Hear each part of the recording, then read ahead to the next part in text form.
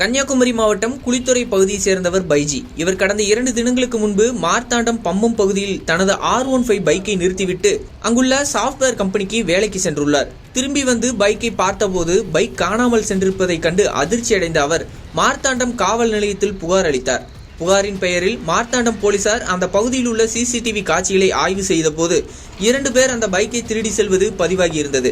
அந்த பைக்கை ஓட்டி செல்லும் வழியில் இருக்கும் கேமரா பதிவுகளை ஆய்வு செய்து கேரள மாநிலம் கொல்லம் வரை அந்த பைக் சென்றது கண்டுபிடிக்கப்பட்டது. அதன் அடிப்படையில் அங்கு விசாரணை நடத்திய போது ராகுல் சந்திரன், சுதீஷ் இருவரும் பைக் திருட்டில் ஈடுபட்டது கண்டுபிடிக்கப்பட்டது.